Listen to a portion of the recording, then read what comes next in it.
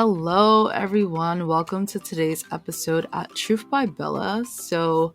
As I did part one on the dating culture chat, today I have the pleasure of speaking with a dating coach. So, I think this one will definitely be beneficial to anyone that listens to this episode today because we don't always have it together. So, sometimes we need to lean on someone to necessarily help us in this process. So, Emmanuela, welcome to today's episode. I'm so excited. So, feel free. I want you to introduce yourself to my audience today. So go ahead. Thank you so much, Bella. Thank you for the invitation. Thank you for extending an invitation to me to come on your wonderful podcast to share with your Welcome. listeners. My name is Emmanuela Rodenberg. I am a dating and relationship coach, and I specialize in working with Christian women who are on their journey to finding out who they are so they can attract the right life partner. I am a wife, I am a mother, I am a woman of Yes. God. So I am so excited to be on a podcast with a woman who has a desire and a heart to serve God and have a passionate about the Word of God as I am. So thank you so much for having me today. So I'm so excited. I even want us to kind of go back to how we even met. We literally connected on this awesome app called Clubhouse. I'm pretty sure everyone has heard about Clubhouse. With that, I think something that's very important that a lot of people on the app, if you're single, if you're in a space like I don't know what I'm necessarily doing, is just having that important part of connecting with people. So just even going in a room, listening to the conversation, engaging has definitely been a different type of style for our, I guess, today age. So just to be just on there. So Clubhouse has been amazing so far. Definitely learning a lot, making connections as well. So one thing I kind of want us to touch upon today is what got you into becoming a dating coach? What was your experience in that? I love this question. People ask me all the time, and that's one of my favorite questions to answer because that is something I'm definitely passionate about.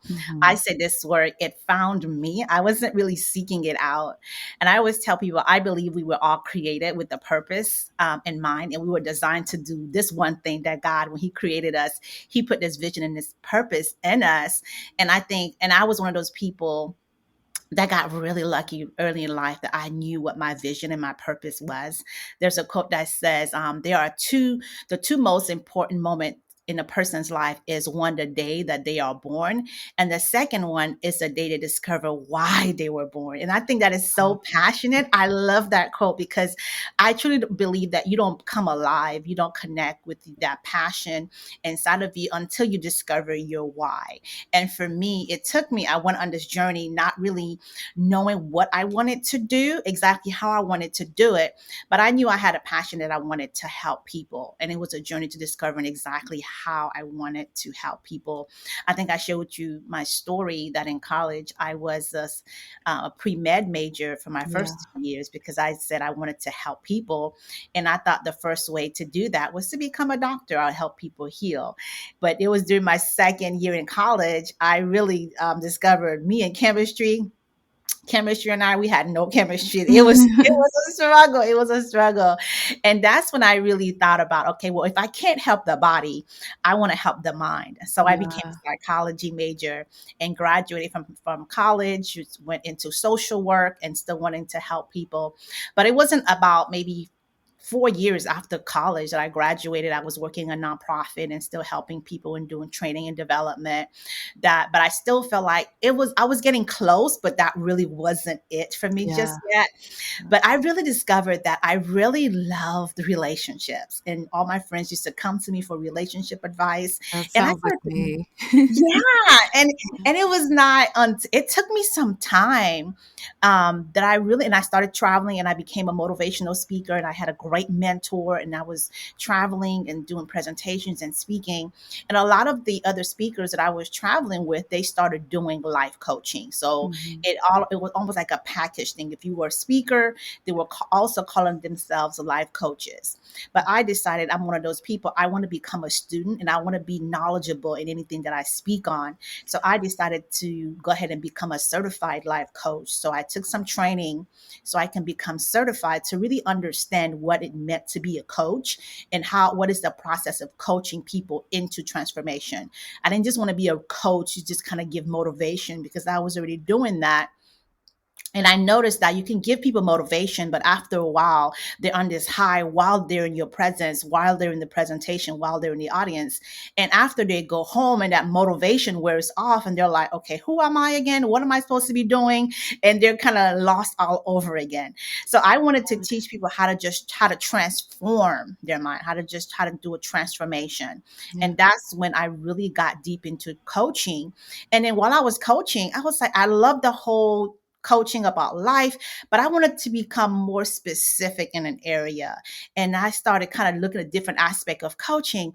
And it came to me, I'm always finding myself back to that relationship piece of it. And Yeah. what I was really passionate about. So that's kind of how I became a certified life coach. And I decided to focus on dating and relationship. And Mhm. as I started to do that, I looked back over my life and I noticed I had always been a student of relationship. I was analyzing my parents' marriage since I was 8 years old. I was looking at their marriage, their friends' marriage, and even the way I dated was so different when I look back. I did it more like a guy.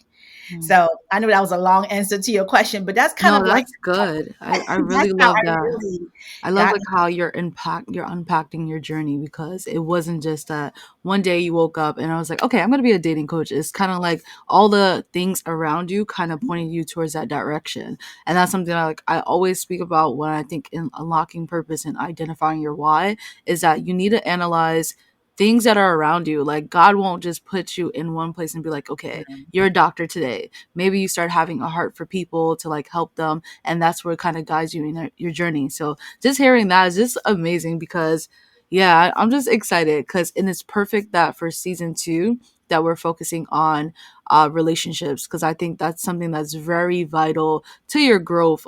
You're able to learn so much about yourself, and I think one thing that's even popping in my head was what you were saying about transformation is about you need to also renew your mind as well, yeah. which the word speaks about that every single time when we go through the experience, you have to think about, okay, how is this helping me grow? What did I necessarily learn from this? And how do I move forward? So one thing I kind of want to touch about is you being a mother of two amazing like two beautiful daughters. How Yeah. has that helped you? How has that helped you within the experience? Like what are some key things that you're teaching them or they're observing that you feel like is definitely going to be beneficial to them? Oh my God, I love this question. I was one of those. I think when we were growing up as women, we had this vision how we envision our futures. Not every woman, but I know I was one Yeah. of those women. Marriage and having kids. I always wanted a boy and a girl, just one of each. But I was blessed with two beautiful girls, and I'm just so in love. I think I was created to be a mother of girls because although I wanted a boy, Yeah. but I think God chose me, and I don't take that lightly to be a mom because my journey into motherhood was not an easy one for me.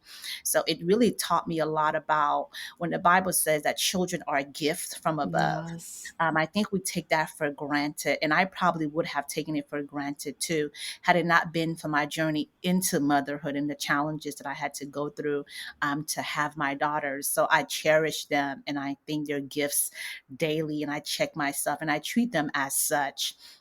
And I think because of the line of work that I get to do, and having girls, it just takes my work to a whole new level because I know as when you have girls, and since I'm a mother, the girls are looking to me. I set the example, I set the tone of what Yes. they're going to be later in life. I always tell couples and the reason I'm so passionate about relationships, building healthy relationships, creating strong family dynamics, and building legacy is because I understand the importance of it. I tell couples all the time the greatest gift you can give to your children is to have a healthy, thriving marriage. Because a Yeah. lot of times we try to give our kids all kinds of things, but the thing that they're really going to take with them and they're going to build their families on and their foundation is really the example they see you in their home and how you interact with your spouse. So Yeah. I'm very mindful of that I am the example they're looking to me, how I treat my husband, how I treat myself, how I conduct my home, and the way that I treat them, how I pour into them. I'm very intentional about the words that I speak over them because I know words are powerful. And I Mhm. teach my girls that once the word, you have the power of life and death is in the tongue. Is in the So we tongue, have to be yes. mindful of how we speak to ourselves first and foremost, and how we speak to others and how we treat others.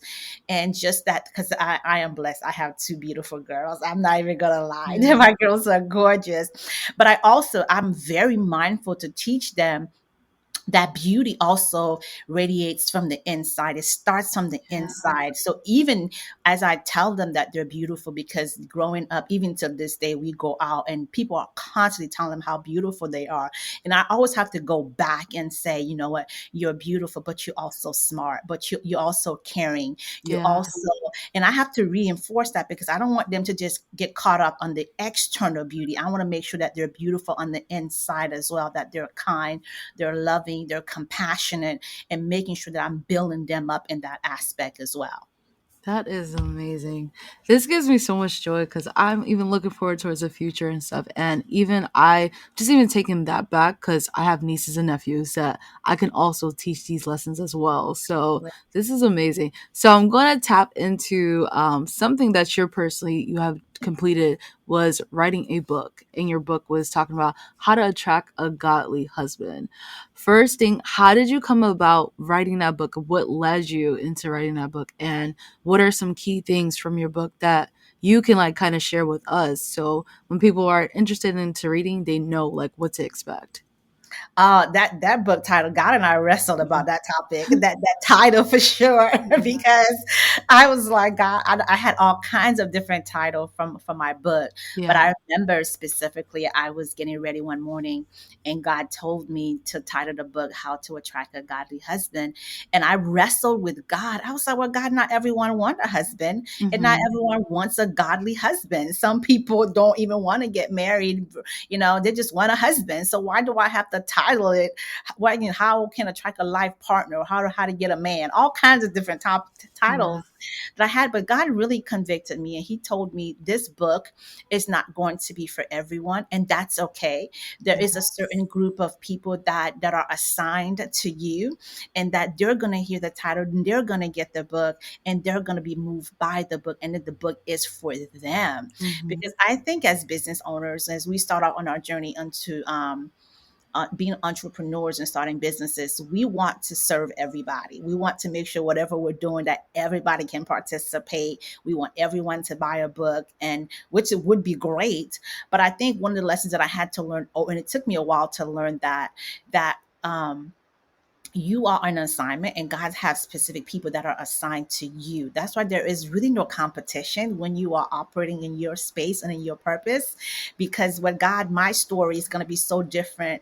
My story is unique to me. So no one can tell my Yes. story. No one has lived my story. So someone could have the same exact same title as my book. And it's going to be Yeah. two different stories and from two different mindsets and two different places.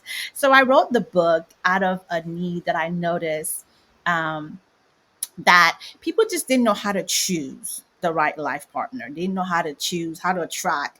And I wrote the book, and I was very intentional because I also wanted to title it "How to Find a Godly Husband." And God had to Yeah. remind me of the scripture in the Bible that says, "He He who who finds a finds, yeah. wife." Not she who Um, finds, but Not he she who. who finds, but Yeah. he who finds a wife obtains favor from the Yeah. Lord. So God had to tell me as women, it is not our job to find, because and I had to switch, talking about the transformation and the mindset, had to really retrain women in their mindset of thinking that they have to be the one out there finding, oh, I can't find my husband, I can't find a man. No, your job as a woman is to Yeah. really position yourself to be found by the man that God has for you. So your job as a woman is to keep yourself attractive physically, emotionally, mentally, to be found by the man that God has for you. So this book, and a lot of people really get when they see the book, oh, I'm really going to learn now how to attract my husband. But this book is really about discovering who you are as a woman. It's Yes. really because I believe that is the absolute first step. And a lot of women don't like to hear that. And I think God strategically had me title the book because people have picked up the book for the title. And I'm telling you, this book is just a gem, and not because it's my book. I hardly promote the book. Like, I don't think you even knew I had a book like a few minutes before we did the podcast. And it's because I don't talk about the book much, but people have been finding the book on its own because it's on Amazon, it's at Barnes and Noble, it's on local bookstores in my city. And people have found the book and they have created book clubs around the book. They have Wow, took that it is to their amazing. church and their ministries and have invited me to speak about the book and have created Zoom calls for me to come and speak to their church congregation. The book has just been doing its own thing out there. I haven't really been pushing the book. My And the God. book is really about discovering who you are as a woman, your value, your self worth, so that you can position yourself to attract the man that God has for you. Because one of the things that I talk about in the book is that a woman cannot effectively choose the right man for her until she knows first who she is.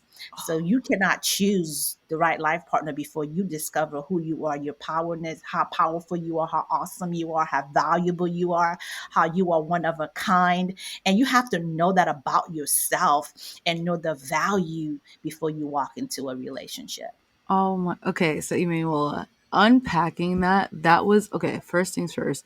One thing as you were speaking that popped into my head was when you were talking about different people can have the same title of the book, but the message is different. That takes me back to like an episode I did called Pushing the Wheel, on how at one point I remember when I was doing photography and I was like, man, everyone's doing this. So what makes me necessarily different? And I think that when we sometimes think about our purpose, is that we all have individually an assignment. And I love that you even spoke on that, because sometimes we forget, we just think about this is the path that we want to go, but God will redirect you if you are like just getting off the wrong path. So Yeah. you will just see like little things that will just come back into play on where you need to go. And another thing that you said as well that I'm just so excited is that on how you wrestled with God on your title, and now you're seeing your book is actually bringing people to the book. That's how you know God is a part of it. And that's kind of, it's so important, because like I think it like kind of is similar to my journey when it came to even podcasting. I spoke about the importance of being still in the beginning of 2020, and I realized that when I took my break in 2019, I was like, okay, God, if this is something that you want me to do, let people ask me about it. And that was kind of like my journey that got me even back to even being motivated. And the first message that he laid on my heart was the importance of being still, because I'm so used to moving around, doing this, doing that, and stuff, that it kind of like blocks out me having that focus time with God. So since we're talking on partnerships, so I took a dating break last year, and I'm kind of even speaking on that with another person of mine. But with the dating break, what are some key things you can share with me and my listeners on some steps on how to choose the right partner? Because I believe that you spoke about that what one thing that motivates you to be a dating coach was that people don't know how to choose the right partners. Like, we're looking at the preference that we have, but we're not looking at certain things. So please touch base on like what are some steps. Yes, thank you so much for asking that. One of the first things that I noticed, because I coach a lot of singles, my husband and I, we do a lot of premarital coaching with people who are engaged and a lot of couples as well. Mhm.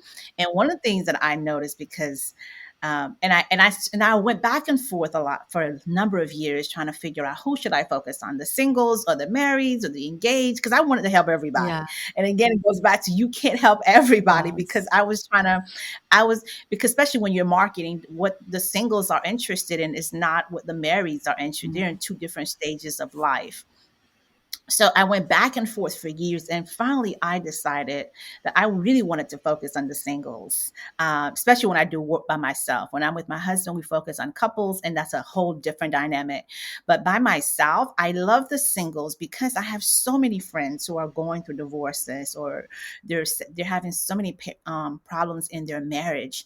And what I noticed, and it's sad, like some couples, especially for friends, I really had to. I can't coach you if you're my friend because it was just too close. Yeah. And some of the things that I realized was, if I really could be brutally honest, I really wanted to say, you just chose the wrong person, Mhm. honey.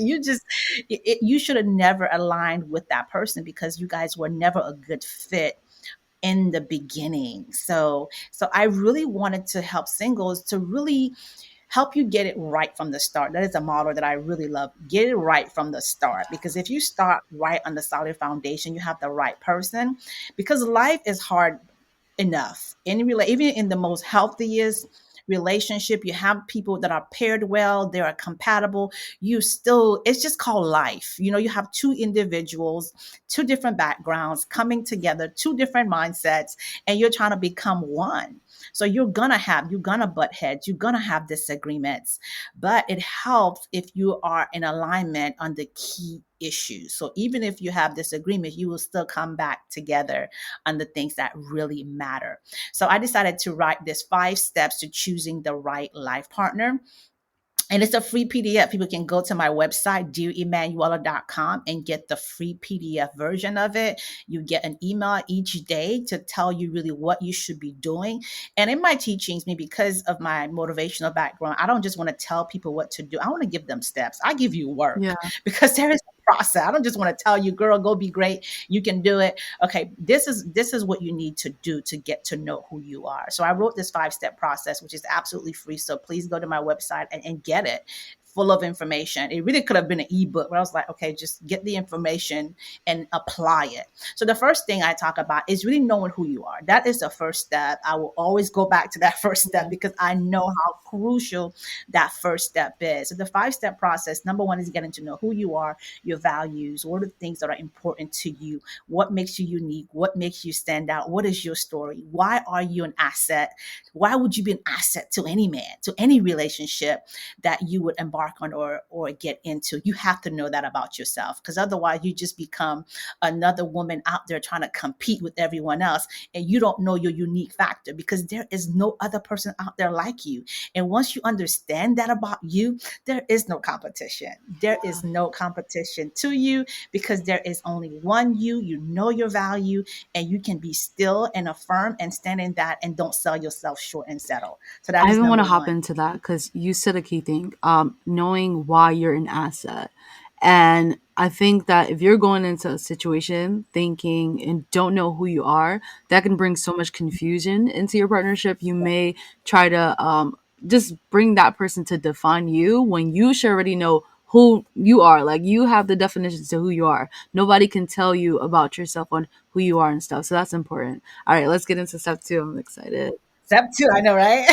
Another thing about step one, because if you don't know who you are, you're looking for that person to validate Validate you. And you. sometimes, Yeah. yeah, because sometimes we become like a burden to our relationships because we're putting so much pressure on that person to affirm us.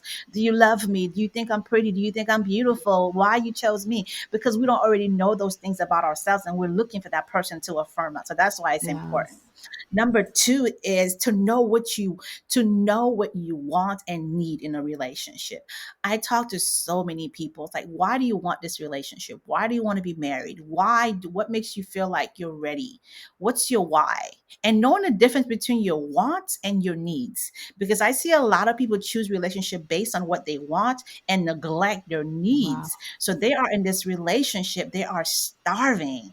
It's like you go out and you buy something that you want. It's very pretty, but it doesn't fulfill that need inside. You still feel empty, Mhm. like you're shopping, you're buying to put on a beautiful dress because you're feeling lonely, because you're not feeling worthy. That beautiful dress is not going to really, it'll just make you feel beautiful on the outside, but the inside you're still Yeah. suffering. So you have to know what you want and what you need in a life partner, so when you meet someone you can clearly identify who's going to be a good fit for you. But how do So that you look at that when it comes to relationship? Like, so what is like an example? when it comes Oh, to I give you a whole okay, list on that PDF okay, file. I give you a whole okay, bunch of things to do, questions to ask yourself, and really making a list of like your five. One of the things that I do with the people that I coach is I do a values assessment, okay, because I think that is really what really matters, to get to know who are you at the core, okay. because we all have the surface level things that we want. We want someone who's handsome, good looking, all these things. But at the core, you first have to know who you are, Yeah. and then what's important to you, and then so you can quickly identify what do you need in your life partner. Okay. Like for me, when I met my husband, I dated a lot. I was one of those girls who always had a boyfriend growing up. But it was not until, I met my husband. It was 2 years before I met my husband, God called me into a period of just being single and not being in a relationship. And it was very critical for me at that point, because up until that point, I had never been Oh single. my So I really gosh. didn't know myself as an individual, because I was always attached to someone else. It was during that period that I learned to be by myself and really enjoy my own company, and loved it. And it was after that that I met my husband. And it really helped me to quickly identify the things that I needed in a life partner, Yes. and what my non-negotiables was. Like when I met my husband, I knew I wanted a man who loved God. I knew it. That was like, it was a non-negotiable for me, because I grew up and I saw the examples and the struggles and being unequally yoked. And I did not want that. So I don't care how good looking you were, how much money you made, or whatever else. If you did not love God and had your own personal relationship with God, I was not interested. We could date, but you would never be my husband, Yeah. because I needed that covering. I needed you to use, because I wanted to follow your leadership, but I also needed to know that you had a leader, you had a head that was Yes. pouring down into Yeah. you. So then you had a head. There was someone that you were accountable to. Don't be accountable to me, because you may not always be happy with me. But if you know God, you're accountable to God. It's not about me, it's about God. Yeah. So Wait, so oh gosh. So I know I'm over here excited because you just said something even with that like me and Trish spoke about in our episode on taking a dating break. And that is exactly what I necessarily did was take a dating break last year. And just like what you were saying, like just I was at that point as well, just dating because I was like, okay, I needed somebody there. But then when I realized, man, I'm also by myself, like it had me to take that decision. I was like, okay, I'm gonna focus on this year just with me and God and understanding where is He necessarily taking me. And I always heard about like when you need to know who you are and stuff, and that kind of helped me that year of not dating. My friends were like, what? Like, how can you go a whole Mhm. year not dating? And that's the thing, like, and I even spoke about it as well, is that sometimes people make singleness as if it's like a disease. Like, why are you single? Like, what? I can never do that. And it's like, yes, you could. So stuff like that, like when you are awesome by yourself, when you know who you are, you're able to go into a relationship, you're able to go in there 100%. And you don't need to try to find somebody to fill that 50% and stuff. Yeah. So that's something I'm excited. All right, all right. You're speaking to me today and everybody I'm else. Yeah. Yeah. So I'm gonna rush through the last Okay. three. Number three is determine compatibility, and the way that I talk about compatibility, because just because a lot of women are choosing nice guys Yes. and not the right guy. So don't we're confusing nice with Hmm. right. Just because he's a great guy doesn't mean he's the right fit for you. So you have to determine compatibility based going back to step one and knowing who you are. So making sure you're compatible on the things that are important to you. Okay. Okay. That's number three. And number four is choosing a person that choose you. I see a lot of people, they're choosing people that are not choosing them. So Yeah. they're chasing and trying to make the relationship work, and they're putting in so much work. Yes, relationship is work, but it's not that kind of work. I think when we just say relationships are hard, it requires work. I think people are talking about it's the wrong kind of work that you're putting in and chasing someone down, but really choosing someone that chooses you and have a similar life vision and passion that you do, so you can walk together. So that's number four. And number five is making sure you fit into each other's lives. That is a big one, Yeah. especially if you're talking about marriage. You're looking at their family dynamics and how you fit into their family, how they fit into yours, how do your friends, close friends, mesh together. That is so important, because I know one of the things for me growing up, I saw so many couples like who didn't like their in-laws. Mm-hmm. I'm like, oh my, I said, and I prayed and being specific in my prayer. I said, God, I want to love my in-laws. Yeah. And I love, love, love my in-laws. Good. And that was important for me, so to make sure that you fit into that person's family, because yes, you are marrying the whole family, and if you don't like the family and this, you want to be a great addition to their family. You don't want to create division. You don't want every time you have to visit his mother it's like a fight, or you want to be like a great addition Yeah. to their family and not someone who's going to disrupt the flow. So those are the five Oh steps, my and like I said, I gosh. go into detail about it, and I also have a course for those, and I did a recorded video for those who want to go deeper and get some more questions answered. So that's also available for people who are interested in it. And I'm like, oh my gosh, this is so much gems. Like, I appreciate you so much for sharing this. One thing that kind of I wanted to ask was when people are looking at compatibility, should they pay attention to their zodiac sign? Should they pay attention to the what kind of foods the other person eat and see if that's a match for them? What do you think on that? That's up if a person is into that, if they're into zodiac signs, if they're into specific foods, Mhm. then that is something they should pay attention to. Mhm. It's all about what that person values, because we value different things, Mhm. and certain things are deal breakers for other people. For me, it wouldn't be a deal breaker because I'm not into zodiac Yeah. signs. But for someone who is, because you know what, whatever we believe in Yeah. is is our truth. So if a person believes in zodiac sign, like I believe in Jesus because Jesus, I've tried Jesus, Jesus worked for me, I'm gonna stick with Amen. Jesus. Yes. So for me, like if the person did not have that relationship, I just couldn't build a life with you, because that's my core Yeah. foundation. That's my rock that I wanted to build upon. So it's really about what that person values and what's important to them at the core. That's good. Cause and I also think about it as well that as well as you're looking at compatibility, I feel like the important portion is if this person is suitable for where you're heading at. And that's why you're just saying that making sure like find someone that chooses you and see how they fit into your life. And people always ignore that I guess those little things within the dating courting process that may arise. And I think that's very important. Like if the little things are like bothering you while you guys are dating, I always heard that it magnifies when you get married. So if you don't address them, Absolutely. it like yeah. So you can even attest to that as well, right? That's, Yes, for sure. I that's one of the things that I really, my first year of mhm. marriage, even as I dated my husband, because I was one of those people like I'm an introvert, so I don't really like to talk. I would Yeah, hold things in, but I knew that is like the biggest poison in a yeah, relationship, are those unspoken things that you are harboring in your heart.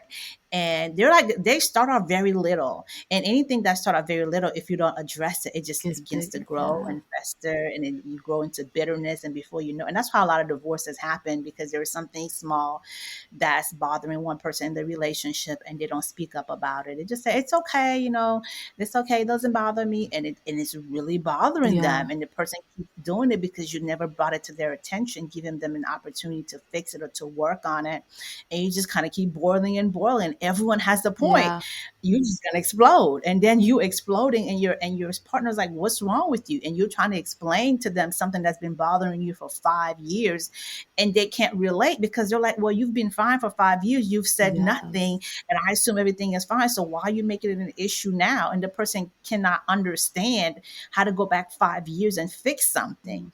mm, And that's the beginning of the deterioration of a relationship. yeah, So you really have to speak about the things that really bothers you, and so you can really work on it together as a couple, so it doesn't eat away at the relationship yeah. slowly. And even that was the importance aspect of that is communication. Like if you're not able to communicate, those are key things you should look at while you're dating as well. Like what is that other person's communication styles to pay attention to those things. But okay, so I think we've definitely helped the singles because you've definitely blessed me with this episode. I'm so excited. Awesome. I'm so thankful. Thank you so much for taking the time out to join into today's episode. But I want to know, where can people find you? Where can people connect with you? So feel free to share, Emanuela. Yes, absolutely. I have my book, How to Attract a Godly Husband, which is on Amazon. You can go to Amazon and look that up, or you can go to my website, Yeah, dearemmanuela.com. On my website, I have those 5 steps, how to choose the right life partner, which is, that is like my big thing that I'm working on right now, really teaching people how to choose right. yeah, Because there are so many options with online dating and all these things, all these apps, you just swiping, and there's so many people, even on this new, Clubhouse app, you are meeting so many people. But how do you identify who's going to be a good fit for you? yeah. So that information is really close and dear to my heart. So please go to my website, get a copy of that, join my email so you can stay in tune with the different things that I'm going to be doing. And my Instagram is, the handle is at Dear Yes, Emmanuela. so So let's stay I'm gonna connected. tag you in this episode. So even That'd be with that as awesome. well, your podcast will be resurfacing really soon. So I'm excited Yes, for that. I I'm so know. I know. excited. I'm definitely going to interview you Yeah, as a single on my I'm podcast when I get it excited. up and running. So it's just so many things that I have going on right now. But I do have my podcast that come out on the 15th of every month. I have some things to still work on, Mhm. but they're still out there in the meantime of the 15th. So I just dropped an episode last week. So another one should be coming out the 15th of next month. So definitely we can check that out. And that's also at Dear Emanuela podcast. Yay. So I'm excited. Like I said, once again, thank you so much. And Emanuela hosts a room on Clubhouse. So make sure to connect with her on Clubhouse. So Christian singles, Yeah. listen, you can find your mate on Clubhouse. So or you never know. But I'm just so excited. I'm so glad because this is really a blessing. And I feel like a lot of people miss out on analyzing the importance of their relationships, and they find Mhm. themselves just hopping into like something that they were like, man, I should have known this, I should have seen these things and stuff. But it's always important to analyze whatever relationship you're in, whether it's friendship wise. Like I think that in Yeah. that as well, you can assess like if this person's a good friend, are we really compatible to be friends and stuff, like not just because we knew each other growing up, but there are certain things that you pay attention to. So just thank you so much. I just want to close out with just encouraging anyone that listens to this episode here. Please let us know, reach out to us on how this episode blessed you, some key gems that you took away. And I look forward to seeing you guys soon. Make sure to subscribe, okay? Have a blessed day. Bye. Bye.